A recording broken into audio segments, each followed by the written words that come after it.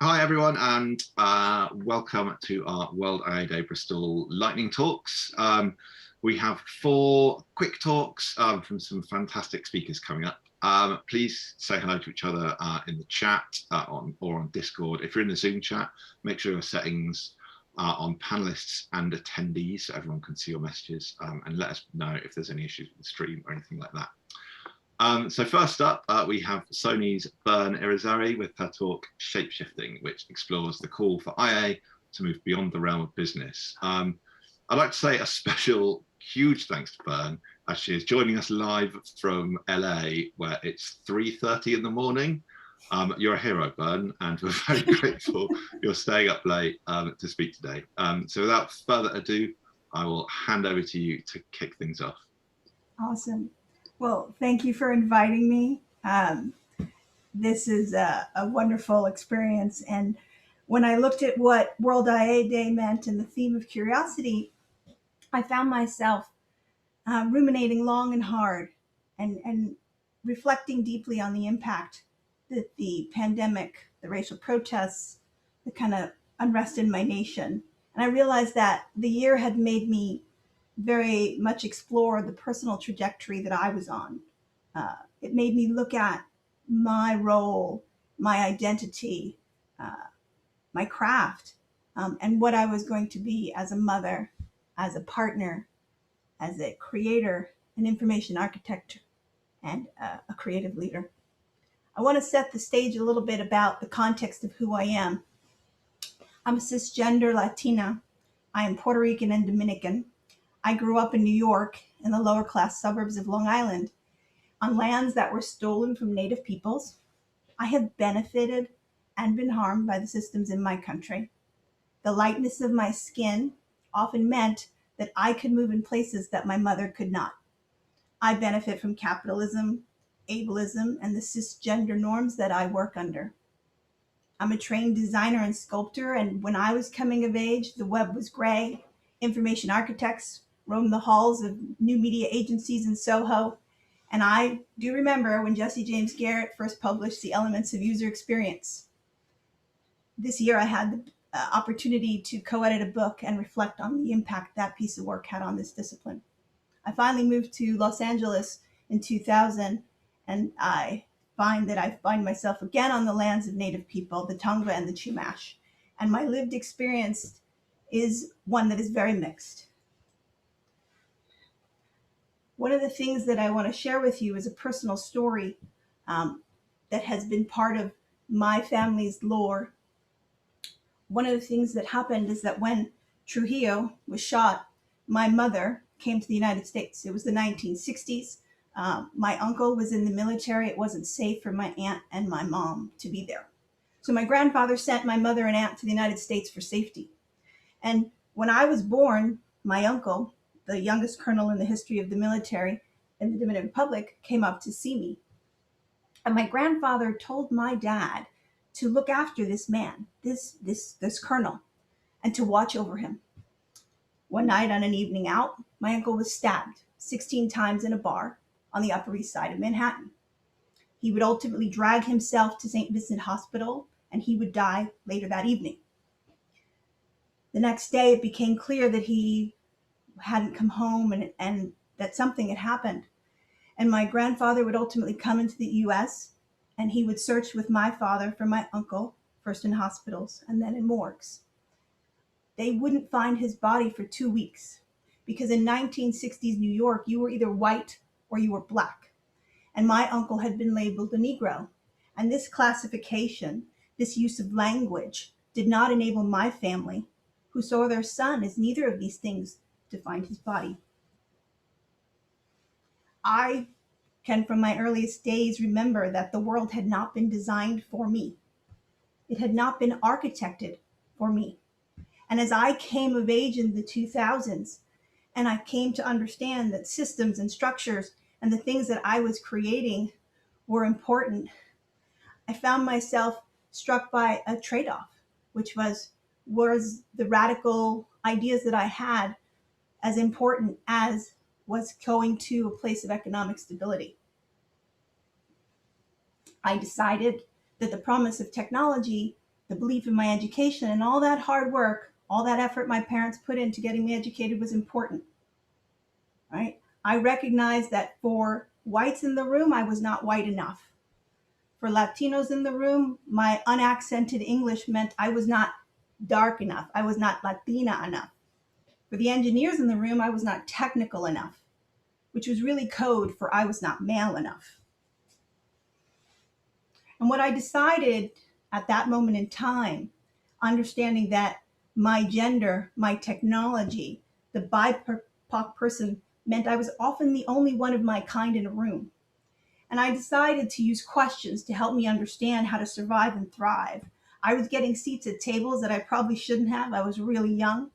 And what I recognized is that if I could understand the system, I could figure out a way to dismantle it and or survive and achieve great stability in it. And so you're probably asking yourself, well, what's wrong with that, Bern? Isn't that the promise of the American dream? Well, the promise of the American dream made me really dangerous. And what I found is that I had shapeshifted to survive in these systems. I was aware that my speech, this unaccented English that my parents worked really hard to make sure I had, gave me access to places. Education was my weapon, and my curiosity, my ability to recognize that somebody designed this system, my training, that someone could redesign a system, served me well. But 2020 made me realize and reminded me that not everyone can, nor do they want to shapeshift. I had shapeshifted, but the systems that were out there were more persistent, more pernicious, and they were growing more complex every day. And shapeshifting was not an option for all. When I looked at the history of industrial design, and I recognized this is actually a friend of mine in the UK, Dan Ramsden, reminded me about the nature of airbags. And when you look at the 50s and the emergence of the test dummy, ultimately that was a design that was constructed on the basis of 50th percentile of man. And what that meant for me as I was reading this is to recognize that even though in the 1980s, researchers in the University of Michigan pointed out that we should be testing with bodies that were more female because they were smaller, they did not have the weight, the size, the spines were different. It took till 2011 for that to go into place. As I examined this history, I thought about the Eurocentric norms that I took for granted, right? That Black women, Sikh men, Muslims, and other folks who are going through security check and who wear head wraps are experiencing invasive searches. Again, these are systems and structures that somebody designed with the thought of safety. I thought even more so about how we were training data. And we talk a lot about this. We talk about the fact that our research sets are problematic.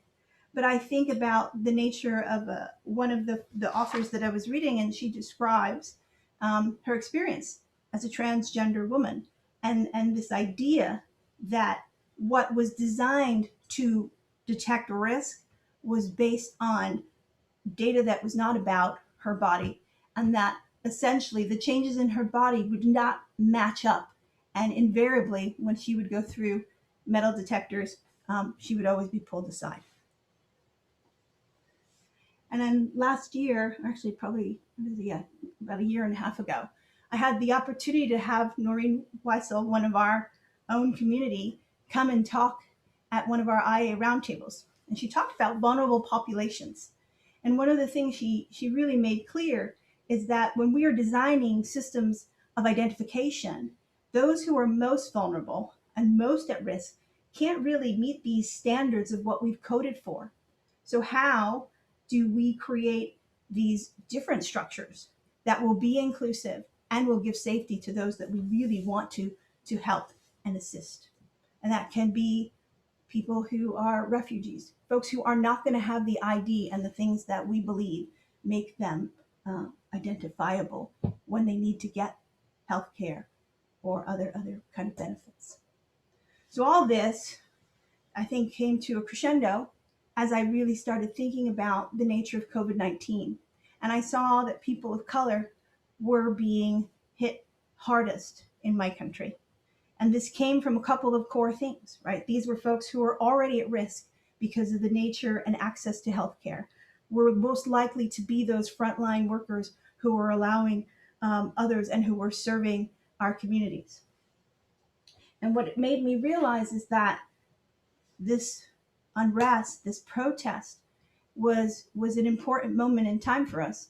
And for me personally, it shook my belief in what design was. I was like, I'm designing things that matter, maybe. No, they're not really just getting to the core issues that I had and still hold very important in the humanity of it all. And then I said to myself, and I saw this conversation in our community, and it was really about UCD, and suddenly user-centered design wasn't the answer. And I was struck by an article that Alexis Lloyd, Devin Mancuso, Diana Sonis, and Liz Hubert put forward. And they were talking about the way that the system that we had crafted and that user-centered design was failing. So the four of them delve into it. This is a great article. If you didn't see it, I would recommend you catch it again. But one of the core things that they talk about is that there are gaps in this particular framework. It's not going to solve everything, right?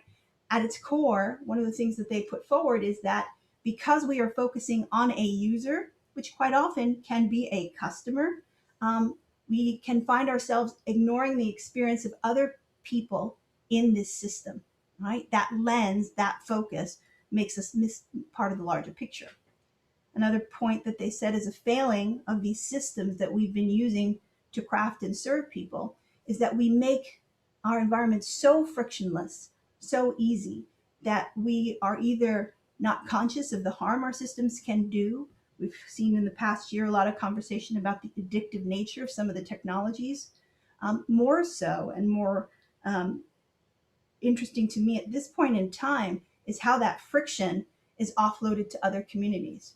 So when we think about the implications of that fast service, that immediacy that you get from either your Amazon or your Uber and what have you, Uber Eats, essentially that speed is being offloaded to others and they become invisible. That labor becomes invisible and quite often not benefiting everyone equally. And then finally, the gap that they pointed out to me that was really interesting was this idea that it obscures the possibilities because we're so focused on a predetermined metric, whether that is, business success, users gain, things of that nature, that we don't look for the holes, the flaws, the uncertainty, or even experiment in our own systems. And as I looked at this moment in time, I was struck by something that my mentor, Errol Gerson, who has been teaching at Art Center for many, many years, said. And he said, if you change the way you look at things, the things you look at change. And I found myself in 2020 looking at different things. And what got me most concerned is that there was a part of me that says, I'm just a designer. How am I going to impact the world? I can probably do it at a certain level. And it's frightened me because this was also spaces and things that were bigger than me. And my experience, albeit a unique one, was not going to be encompassing, did not seem up to the challenge of what I was seeing happening in the streets of Los Angeles. But I kind of recognized the more I sat with it that I needed to take some kind of action. And what I bring to you today are some of the things that are helping me kind of figure out my role and where I'm going to go on my own personal trajectory. And hopefully these are tools that might help you in this inquiry. I will tell you that this conversation that I'm having makes me uncomfortable, makes me use every tool I have in conversation, in mindfulness, in engaging in places that I don't know information. And coming to that hopefully with some level of humility, but I'm afraid. And one of the core things that I wanted to share with you is that part of overcoming that fear for me is this couple of idea starters that perhaps I hope might serve you in your own practices. The first is that in doing this work, or kind of reimagining what my career and the places I should be are, I've been thinking about creating mindsets for safety and equitable spaces. And one of the tools that I discovered, and many of you, I don't know, you may be familiar with Antoinette Carroll's work. She runs the Creative Reaction Lab, and she put together a framework that is got not only programming for communities, but engages in co-participatory design with communities, recognizing that they are as equally should be equally involved in the futures they're creating for themselves. It draws on the history and kind of dismantles power structures, and it's a very powerful framework. So another one you could put into your toolkit.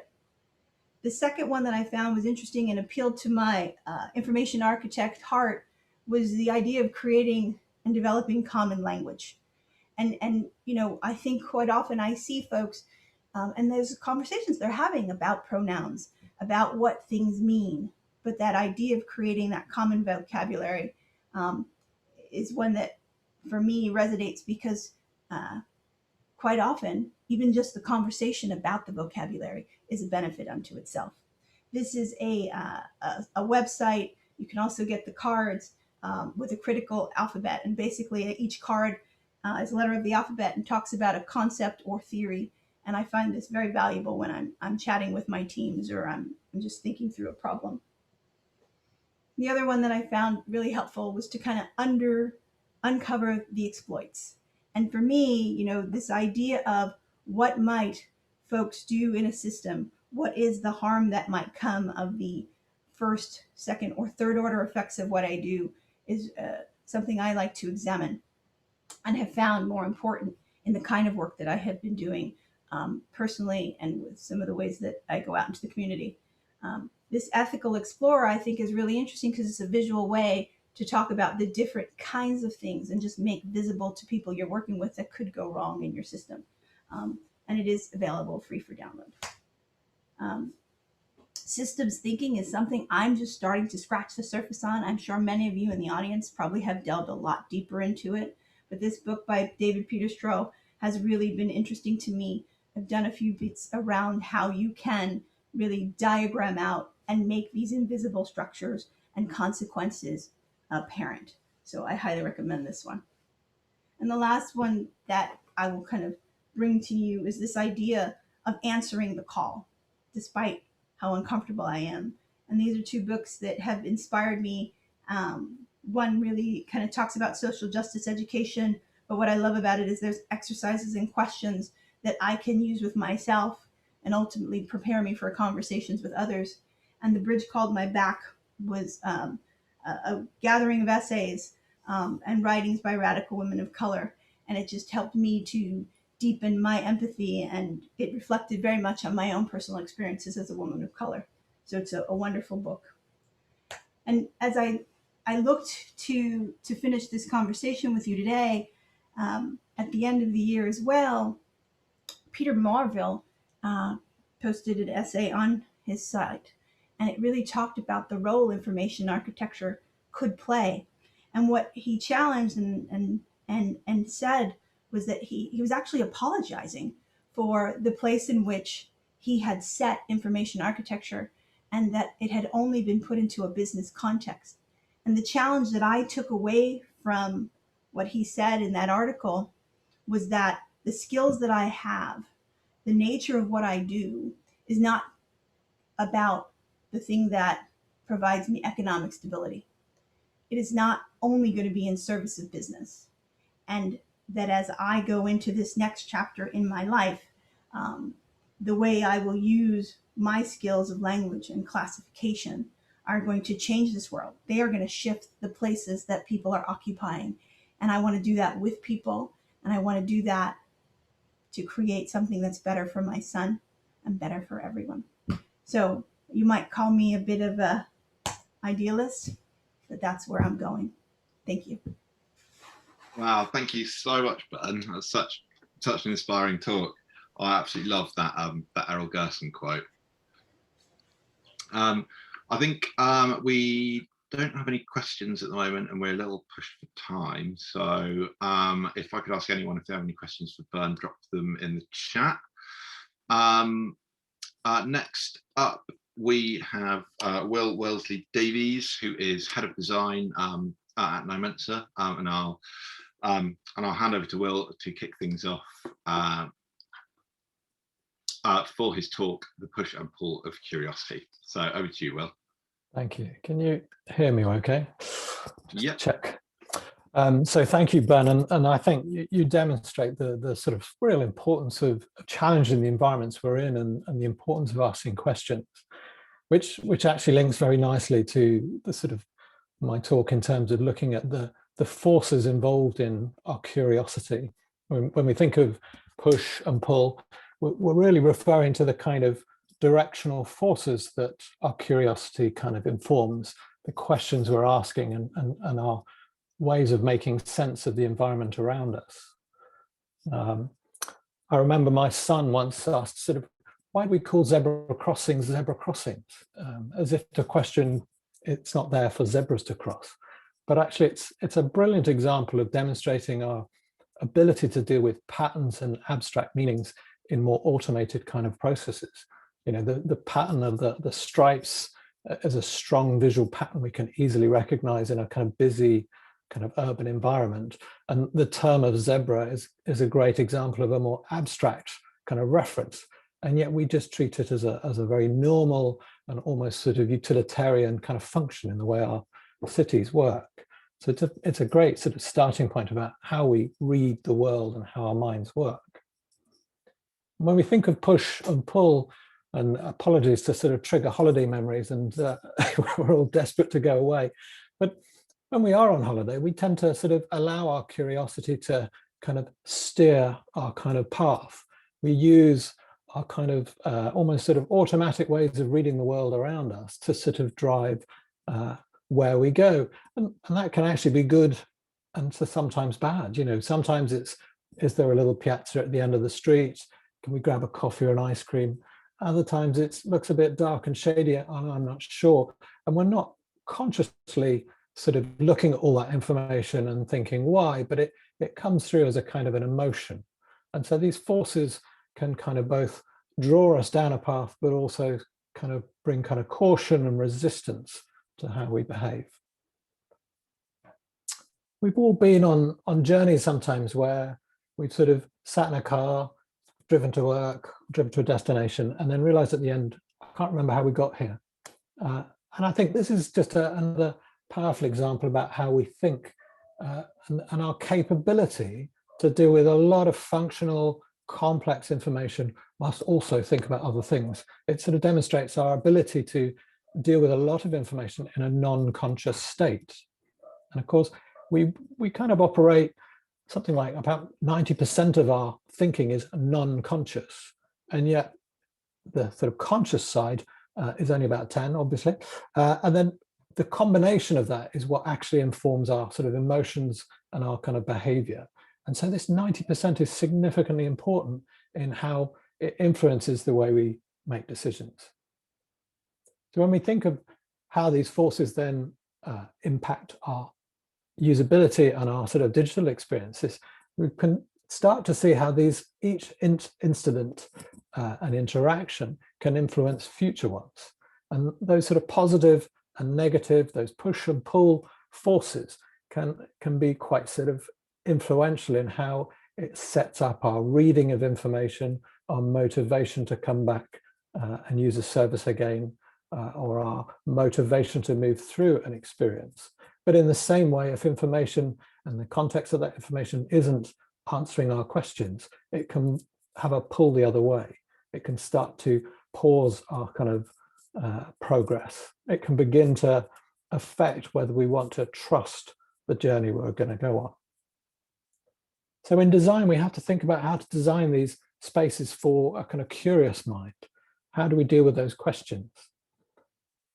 So a little kind of exercise to sort of step through a kind of slowing down, a kind of matrix style of slowing down the sort of process of how we read often web pages, is we do tend to use these sort of pattern recognitions. Obviously, we do all this in very sort of instant reactions, but often when we come to a website, we'll kind of divide up the page and sort of identify the groups and structures that it represents. And we use this to help us then focus. Which bit do I want to focus on first? We also absorb things like colors, again, instinctive ability to sort of read meaning into colors and association with colors. We look at sort of what they might infer. We begin to start to join up these shapes and colors to see what's the meaning behind it. Now, this is a Netflix page, which I guess a lot of you are very familiar with. And of course, Netflix, drive huge amounts of investment into how the patterns and designs of their pages work, in the sense that they understand that if they've got 90 seconds to grab someone's attention, they want to use the knowledge of our previous interactions and our future ones to sort of feed them into the style of and construct of their thumbnail. So they'll invest what composition, what kind of style of logos and so on they want to kind of present to influence our behavior. So we know in this kind of context, in our ways of reading meaning in the kind of designs we have, we're often using color as a kind of trigger. We've become quite sophisticated in using colors in things like branding, but they are complex in the way we can use them. And as an example, I thought I'd talk through a couple of pieces of work we've done recently. We've been working with Brent Council up in London, and they've got this amazing new civic centre, which is kind of a physical representation of their sort of service and role within the community. Beautiful open spaces and a kind of lobby area. And when we came to work with them, we were looking to help them design improved sort of digital services, as well as help them direct the design of their new website. And we did a number of research activities that went out and asked other councils how they got on with their design process. And it was interesting that, and slightly surprising, that we came back with some input from some councils that started to use the government design system, which is known for its usability, its ease of use, its good functional purpose. But what they found is when they used that in a kind of holistic way and a singular way maybe, they found that actually they lost a bit of personality of their kind of community role. And they found that they couldn't quite generate some of the revenue generated activities, which, if you read between the lines, is really them not being able to inspire. And part of this is probably content, but it's design as well. And I think it shows a role that design is there to inspire, to influence users to think, to imagine, and to trigger that curiosity. I mean, here's an example of how we do this in other types of sort of design. This is a sort of hospital corridor. And we can instantly see that in a pragmatic sort of hospital corridor, sort of wide enough for the beds and lots of sort of some utilitarian design features in there for the service, we can see a complete contrast by the color, the sense of combined shapes, the textures, the materials. All of this stimulates our curiosity of what does that feel like? What would it like to sit on that cushion? What would it like to sort of be in that environment? And therefore, that sense of playing and engaging with our curiosity is a way for in this environment to help patients break away from the seriousness of medical treatment and look at a space to sort of break out and relax. And I know Emily's going to be talking a bit about how we deal with that transition from different types of places. So when we came to design with Brent, we looked at the community, we looked at the vibrancy of some of the content they had, the colors, and it's a rich, dynamic, sort of multicultural place. So we thought, well, let's bring that into the designs. And it took us down some paths we didn't expect. So one of them, we some of the early designs, we used some references of images and illustration to sort of how can we bring some energy and vibrancy to it, and quickly tripped over the associations that people bring through testing. We suddenly found that people have a mixture of associations with color. And what we found is, whilst we were trying to avoid the obvious of sort of blue and red in terms of the politics colors, we've just tripped over the sort of UKIP colors. And so it just demonstrates an aspect of sometimes colors have real meaning in different contexts, in a kind of cultural context, in the way people read them. And of course, that sort of reading can change the way you then read all the information within it. It can cloud your judgment. Another aspect we looked at with playing with that sense of reaction and playing with curiosity was looking at how to build a sense of belonging. How could we look at people's sense of recognition to engage a more emotional involvement in the site. When we talk to users, we often found that they were familiar with places and landmarks, but they didn't always necessarily know what the building was. They just were aware of it. Again, it picks up on that unconscious way of reading the world around with us, having a store of that information, but not knowing when to use it.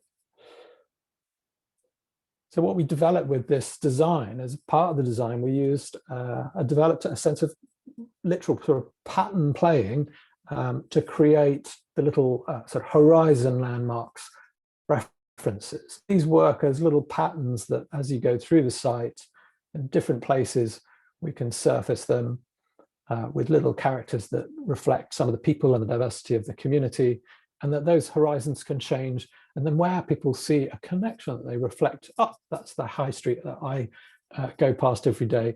It brings that locality, that proximity, and that relevance and meaningfulness of the service to the user. And that helps that sense of how they then treat and their behavior within reading that content and service. And in the process of designing this, we developed these beautiful characters for initially for the personas that we were developing. So part of the personas was to address in a kind of proactive sense that diversity, different types of customer needs, but in a kind of creative way, we can bring that through into the website's presentation, and again, use it as a way to have that connection with the community. Of course, when we think about diversity, and as Bern mentioned, we ask questions all the time. Sometimes we're unaware of the questions we're asking, and that can cloud the way we read things. I think it's important we should challenge some of the unconscious bias. So these sort of questionings occur on the design front, and sometimes we need to sort of challenge that.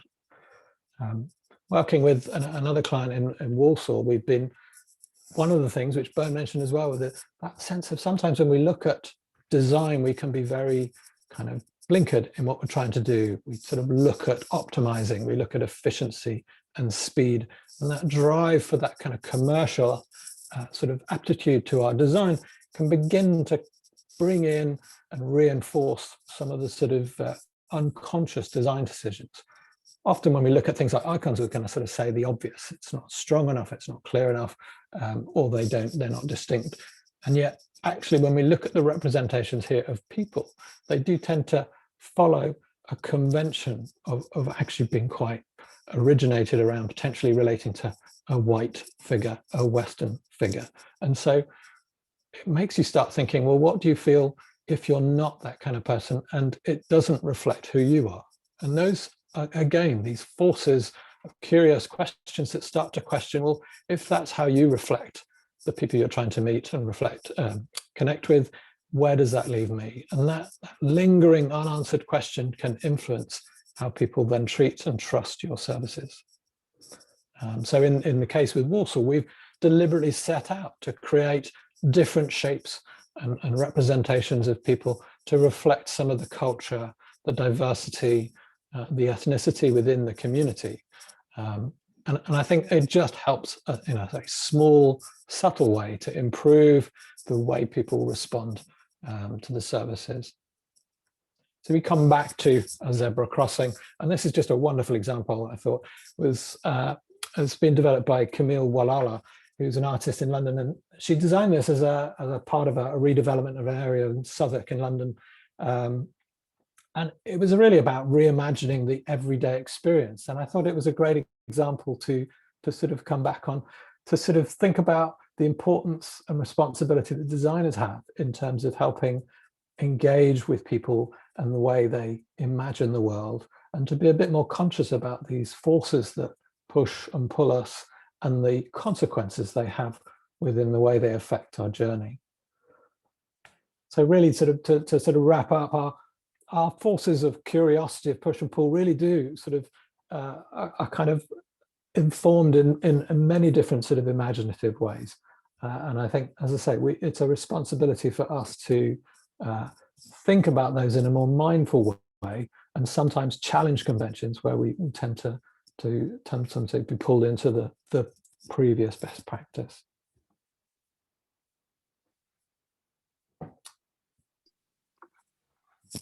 Awesome, thank you, Will. That was brilliant. We have time for one super quick question, I think, from Simon, who asks, Horizon Landmark sounds really interesting. How did you come up with that insight? Well, I think we were talking with residents about sort of what they wanted to see in a council.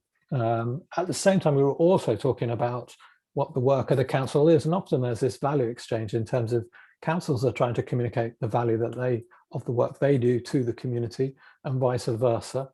And I think we found that things like libraries and sort of other kind of landmarks have practical roles, and it was a way to sort of listen to both sort of sides of both sort of residents and businesses and the council to sort of see this is a way to sort of bring or connect the physical world with the sort of digital world in a more sort of in a subtle way, but to sort of facilitate the way the council can promote more about their role in the community in a physical sense, but also help engage the local community in that sort of positive sense of recognition. We get a little buzz of excitement when we sort of, oh, I recognize that place. And it helps kind of make that sort of physical connection to the service you're offering. Awesome, thank you so much. Well, that was a brilliant talk. If anyone has any more questions, please drop them in the chat here on Zoom or on the Discord channel. And yeah, I'd like to welcome our next speaker. We have Emily with her talk, Expectations and Crossing Thresholds. Thanks, Henry. Cool, I'll just share my screen.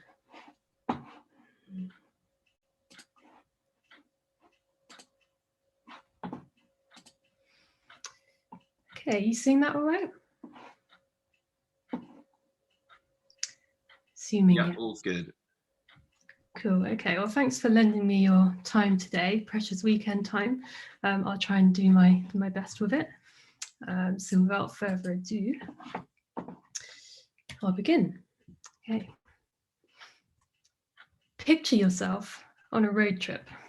You're driving along, you're on time, there's not too much traffic. The journey's going just fine. You've got your music on and it's upbeat. You're enjoying yourself and you're cruising. Maybe your speed increases a bit. But then you miss your turning. You can't see anywhere to turn around and you're in an unfamiliar place. You can see traffic ahead. Suddenly your upbeat music seems too loud and you start to feel anxious. You turn the music down, it's making you feel stressed. The situation, listening to music in your car, did not change. So why can we experience and respond to the same situation completely differently? An experience can change dramatically depending on our emotional state, and our emotional state can change in an instant based upon what we're experiencing. As we live our lives, we're constantly moving from one moment to the next. We move physically, we move emotionally, and we move our attention, our conscious and non-conscious thoughts. And crossing thresholds is a regular occurrence in these journeys. What do I mean by thresholds? By definition, a threshold is a doorway or entrance which allows a transition between one space and another. And this transition could occur in the built environment, like moving through a doorway from your porch to your home. It could be in a digital environment, crossing from Google to a web page. And it could be a mental mode, crossing from browsing to purchasing. Before we cross a threshold, we have an expectation in mind. And depending on the significance of the threshold, that expectation could be a conscious one, but the majority of the time it's non-conscious. So in her talk, Welcome to Your World, Sarah Williams-Goldhagen describes how most of what we're thinking or processing at any given moment is around 90% non-conscious, which I know Will mentioned in his talk previously. She sums this up perfectly by saying, sensory perception is always preparation for action. So our non-conscious cognitions are processing what we're seeing and experiencing within our immediate environment. And we're aware of something. When we're aware of something, we use our past experience and knowledge to build an understanding. So we might see a cup and we ask, what does it weigh? Does it feel smooth? Is the drink hot? This is also happening as we navigate the digital environment. So I'm looking at a screen on my banking app and I ask, is that a button?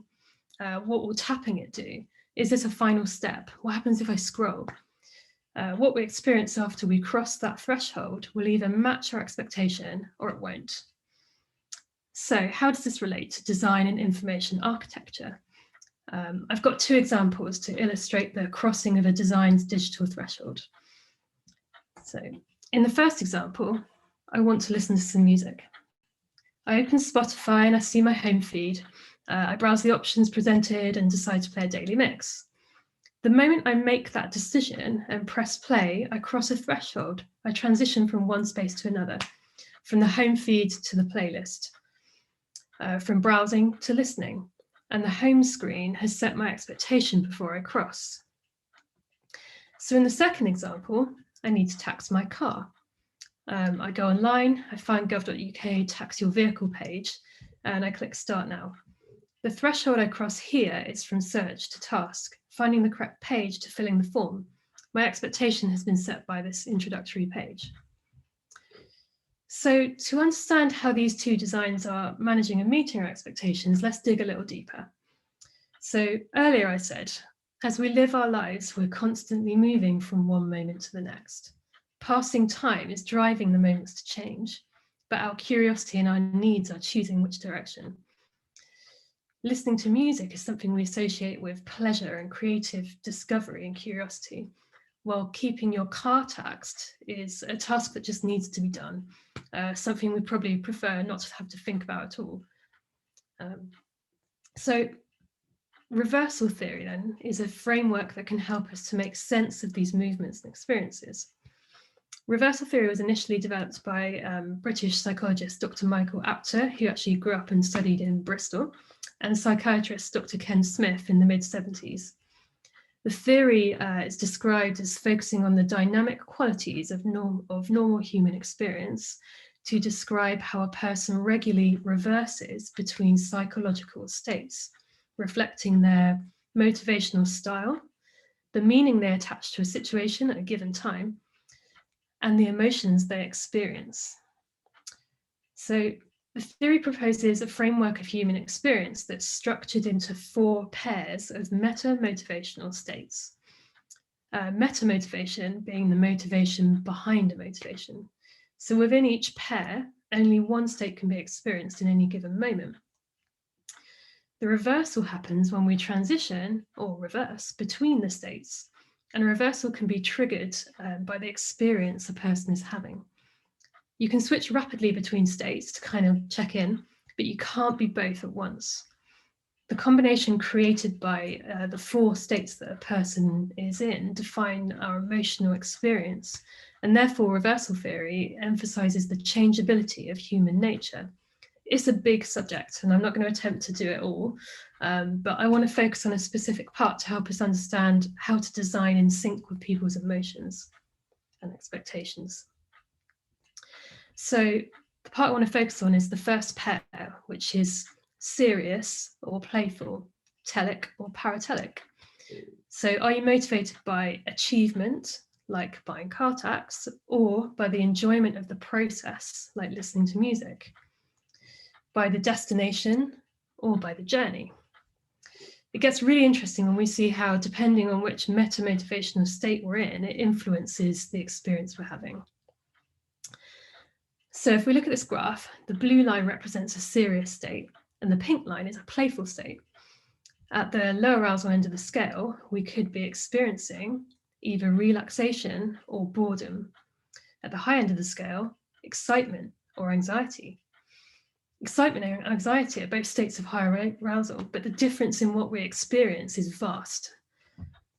Okay, so now let's look at how our design examples manage our expectations and take into account those meta-motivational modes. So when we're taxing a car, we're in a serious or telic mode, motivated by the achievement, the destination, and not the journey. And using Spotify, we're more likely to be in a playful or paratelic mode, motivated by the enjoyment of the process. I need to tax my car, and I want to listen to some music. So if we look at the Spotify home screen, bearing in mind we're in this paratelic meta-motivational mode, the layout is structured in a way that we're presented with lots of choice. The choices available are a blend of things we've listened to recently, things we listen to often, recommendations. The neat rows and repeating patterns of cover art make it easy for our non-conscious cognition to recognize and understand and identify that these are choices. So we can read the titles and the cover art. The generated playlists are nestled amongst our recent activity, the positioning of which seems natural. We enjoy that feeling of curiosity and discovery. So the design of the layout invites us to browse. The artwork itself of the covers, the generated playlists, combine album artwork that we're already familiar with bright colors, patterns and curved lines. These types of styles engage and stimulate our creative brain. The titles are also designed to draw us in. Daily Mix, Discover Weekly, Release Radar. We non-consciously perceive the fleeting nature of these collections. They might be gone tomorrow. There's a throwaway nature to these. So the layout, the style, and the copy have worked together to engage us creatively and ensure we're not bored. Our expectations have been set, and as we press play on a daily mix, we know what kind of songs to expect from the cover art and the teaser names. And as it's a daily mix, we're willing to forgive if there's a song or two we're not 100% into. Our playful mode has been maintained, and the anticipation is part of that enjoyment. Now, as I mentioned earlier, it's possible to switch rapidly between states. And Spotify designers have made sure that their interface supports these changes in mode. For example, if we hear a song we particularly enjoy, we might want to add it to a playlist or find other titles by the same artist. These telic functions are designed to be easily accessed in a clean, simple menu from every single track. The styles help our cognitive processes understand the function of the forms and keep us relaxed by keeping things simple. This attention to detail allows us to switch to a telic state, perform a task, and switch back to a paratelic state so seamlessly we barely even noticed. So back to gov.uk, where we're being catered for a serious meta-motivational mode. The layout here is structured to provide clear, succinct content. The hierarchy allows the key choice to be highlighted. Any other choices are secondary, there if you need them. We can look quickly at this page and immediately get the two pieces of information we need: tax your vehicle and start now. The visual design is minimal and non-cluttered. There's no unnecessary design on the page, which allows us to remain relaxed. We're not distracted. Our non-conscious has processed the button due to its familiar shape and style and its color. Green means go. And the copy is easy to understand, instructions easy to identify. Like the visual design, there's nothing unnecessary to read here, no emotional tone of voice, and the hierarchy of information allows us to read the parts that apply to our task at hand. Again, our expectations have been managed and our serious meta-motivational state has been respected. When we select Start Now, we see the first question in the form. Again, it's clear and succinct, and allows us to focus on one step at a time. It's not overwhelming. We remain relaxed and are able to continue through the form in this state. Before we know it, the task is complete. So what can this teach us? Remember the music in the car? Why can we experience and respond to the same situation completely differently? When we missed our turn, our meta-motivational state reversed from playful to serious, from enjoying the journey, quite literally, to focusing on our end goal. Excitement to anxiety. Our heart rate and blood pressure is the same, but the experience is different. The difference is the relationship we have with that experience. Now, each individual has a lifetime of experiences and traumas, emotions, a personal history. And this personal history influences how we perceive a threshold and the expectations we have before we cross. Now, as designers, we know that we can't design for each unique individual and their personal history, but what we can design for is similarities or patterns.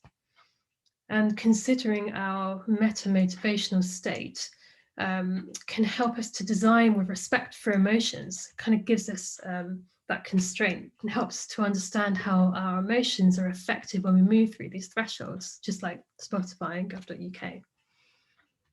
So to round up them, I've got 4 points to kind of take away. Consider the meta-motivational state that relates to the experience you're designing. What are you designing right now? Are there any playful moments where you might be able to push the design more creatively, sliding that scale away from boredom more towards excitement?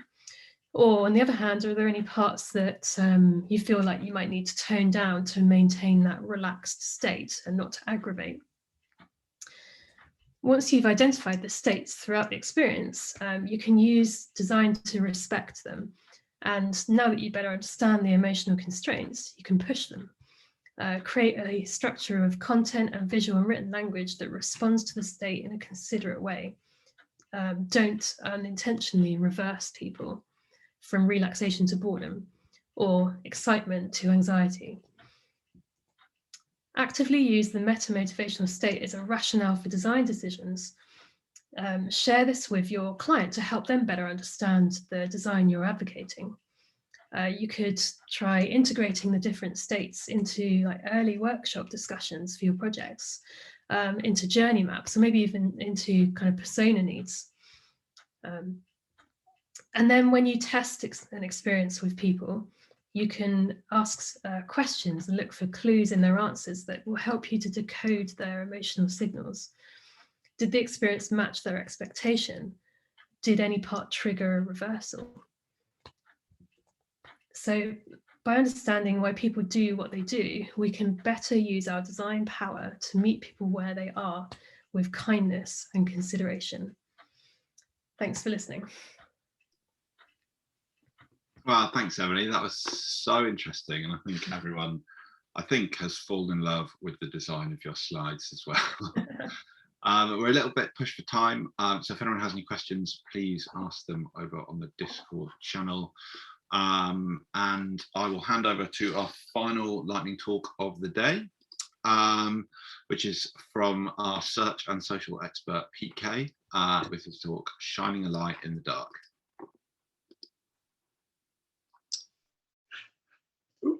Can everybody see that all right?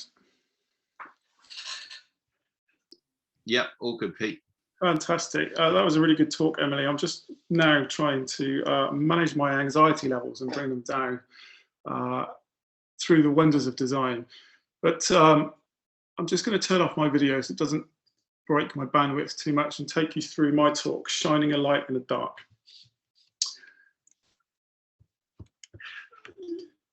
So, it isn't that long since the only life that existed on this rock was very simple single-cell organisms. But through the process of natural selection, we now find ourselves in a far more complex world. Darwin observed that it's not the strongest of the species that survive, nor the most intelligent. It's the ones that are most adaptable to change. Adaptation in biological terms is simply developing the means to take advantage of the opportunities that the environment provides. At the heart of this fundamental is the very seed of a characteristic that all higher life forms share, and that is curiosity. Curiosity, the drive to explore the world around us, is not without its risks. Did curiosity kill the cat? No, it was its inability to adapt to the environment. To stay alive long enough to create the next generation, life has needed to evolve increasingly sophisticated means to recognize patterns. To continue living, all of us need to find nutrients and avoid hazards.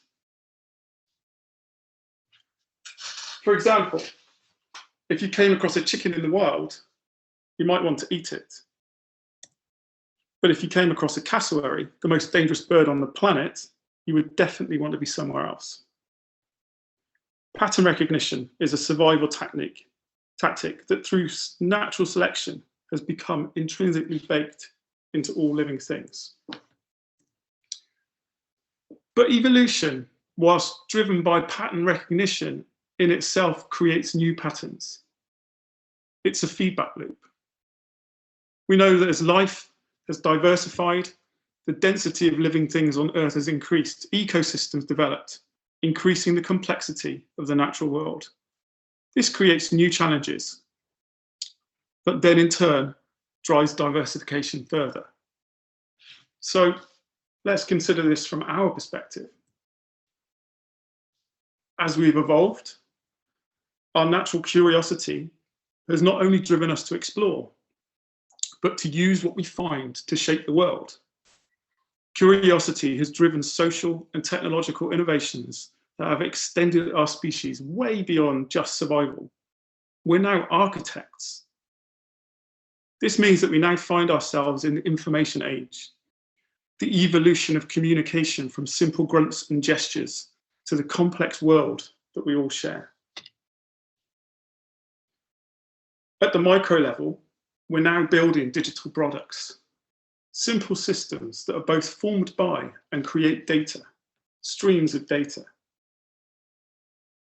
As we move from micro towards macro, digital products combine and the density of the environment increases.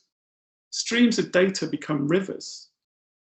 This feedback loop, as it does in the natural world, drives a process of natural selection that in turn drives environmental complexity and digital innovation.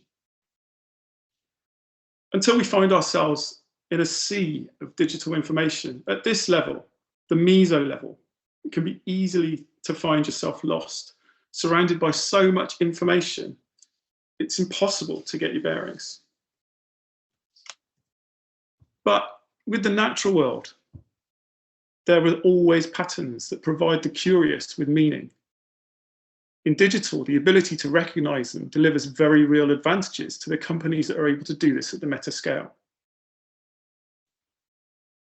Just as our curiosity drove us to build boats and explore the seas, our wonderment of the sky at night has also seen us build powerful telescopes to explore the far reaches of space and time. Space is vast, so our curiosity has long passed our ability to process all of the information we collect. But that doesn't stop us from continuing to be curious. It just drives us to be resourceful. So just as we built telescopes to look for meaning deep into the sky, we've developed powerful algorithms to help us navigate the sea of astronomical data. One such algorithm is called Morpheus. It uses data modeling, the meaning we place into it. It's shifting through petabytes of unstructured data and restructuring them into patterns. But whilst it can uncover patterns at a scale and speed that we cannot, what it's not capable of is extracting those patterns and then understanding their meaning. Our search for meaning shaped the algorithm in the first place to explore the unknown, to discover new patterns, to challenge the meaning we attribute to everything. To the algorithm, it's just manipulating data. There is no feedback cycle to drive it towards abstracting meaning. It's just a process, not governed by the need to survive, but instead only constrained by the limits of its programming. It's taken us millions of years of natural selection to develop the ability to abstract meaning. So even though digital is developing at incredible speed, it's not yet made that evolutionary leap.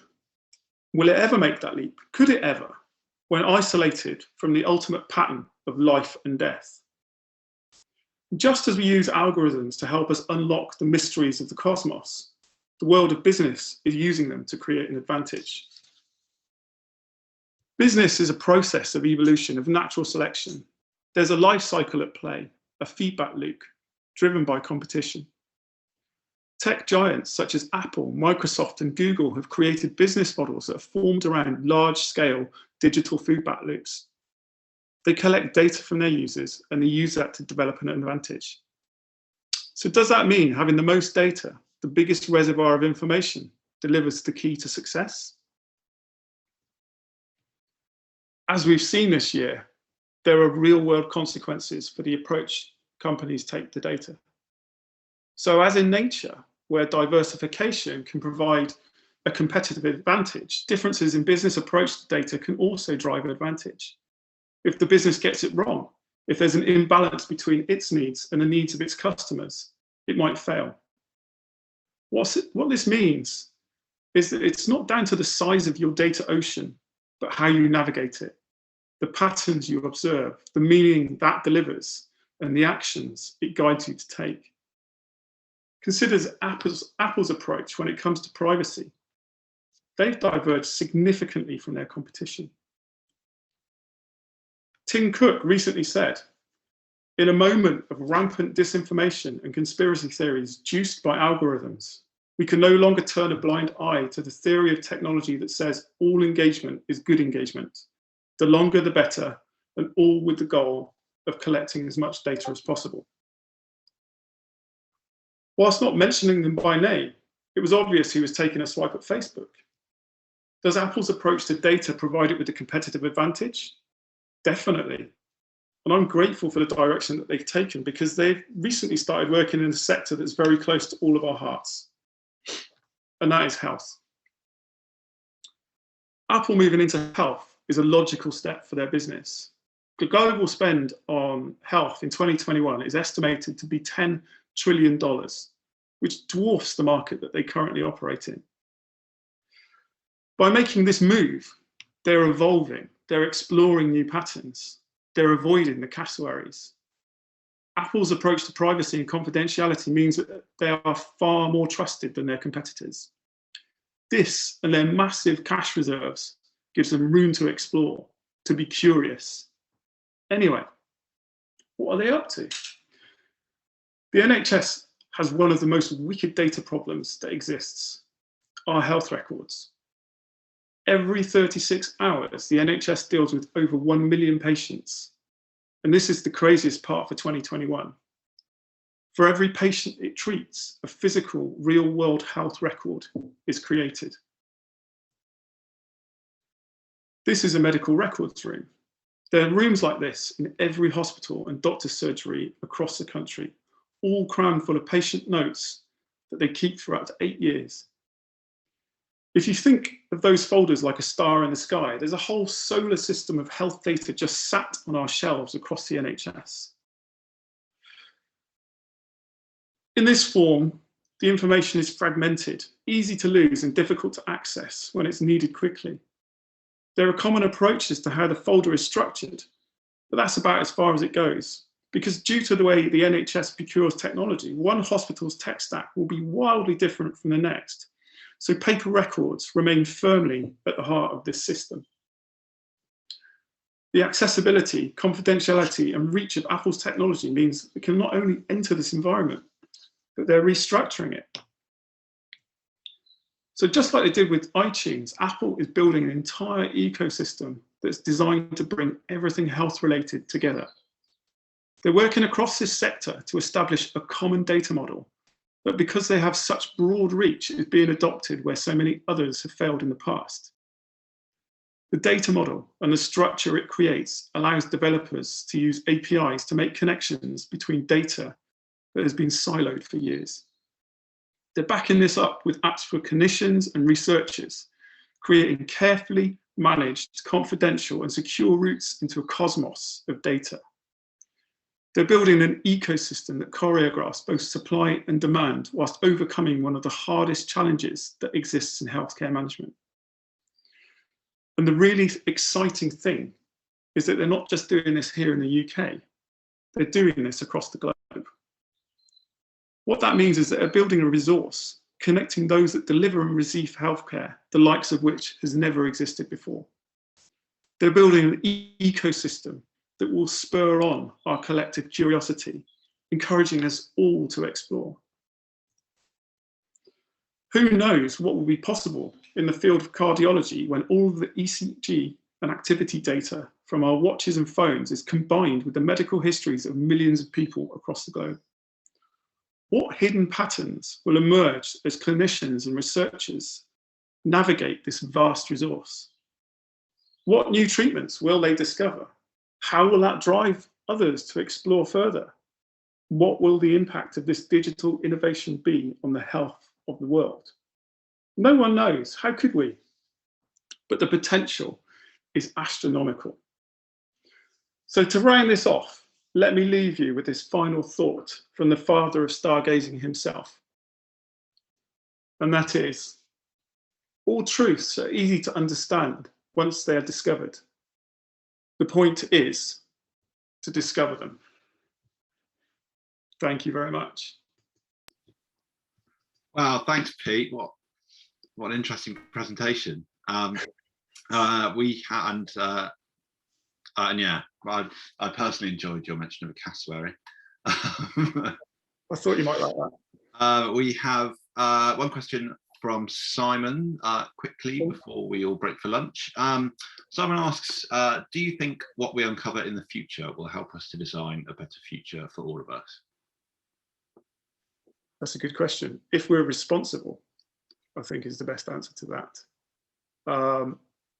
It will help us design a future. What shape we give that will be down to the decisions that we make about what our future wants to be. I think Bern made a good point in her presentation, which is if you change the way that you look at something, you see different things. If you change the way that you want to look at the future, I'm sure that will shape what the future wants to become. I think, yeah, it's all up for grabs, basically. Where do we want to be? Is the answer that we have to answer. We have to look at. Awesome, thank you, Pete, and thanks so much to Bern, Will, Emily, and Pete. I mean, such fantastic and thought-provoking presentations. We're going to take a little break for lunch now, but we're back at 2 p.m. UK time for our final session of the day, with Dan Klein joining us from Michigan, and Nomensa CEO and founder Simon Norris. And that session is titled The Curious Case of Curiosity. Keep an eye on the Discord channel. We'll be posting some links to some World AA Day freebies, so keep an eye out for them. And yeah, we will see you all back at 2 p.m. Thank you very much. Brilliant.